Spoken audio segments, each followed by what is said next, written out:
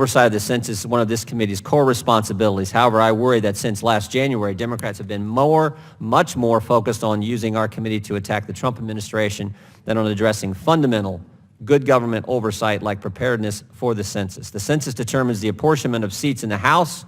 It dictates how federal funds are distributed to states and localities, and it provides crucial details about the size, vitality, and mobility of our population. This data serves as the gold standard for researchers and statisticians to better understand trends in American life.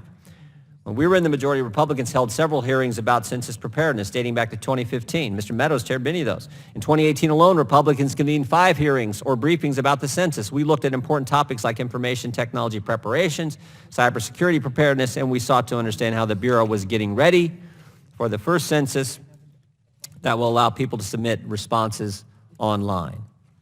But rather than conducting similar meaningful oversights, the Democrats have spent a year trying to stop one simple question.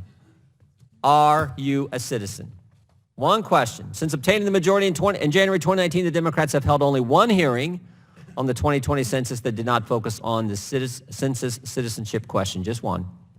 After all these months, I still don't understand why Democrats do not want to know how many U.S. citizens are living in the United States.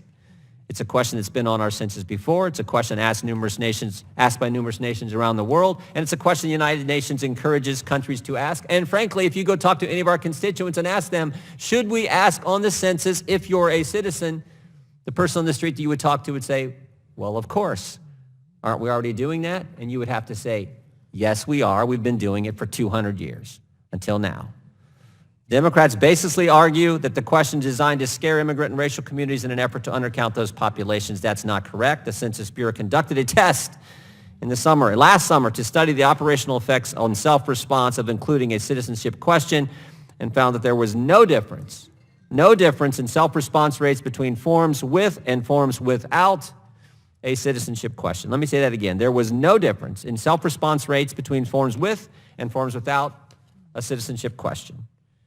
In July of 2019, following a Supreme Court decision, the Trump administration removed the citizenship question from an inclusion in the 2020 census. The Democrats want you to believe this was because the question was fundamentally inappropriate, and the court vindicated their position. But in fact, the Supreme Court held the Trump administration had the authority to ask the question about citizenship on the census, but took issue with the administration's process for doing so under administrative law. The founders included a decennial census in the Constitution to ensure our government is responsive and accountable to the people, not to aid in assisting in political ambitions. I hope that today we can stop playing partisan games, get back to the fundamental oversight that is needed to accomplish the census's stated goal, to count everyone once, only once, and in the right place. As we examine hard-to-reach populations today, we should ensure Census does its best to count everyone. Thank you, Madam Chair. I look forward to hearing from our witnesses and would yield back.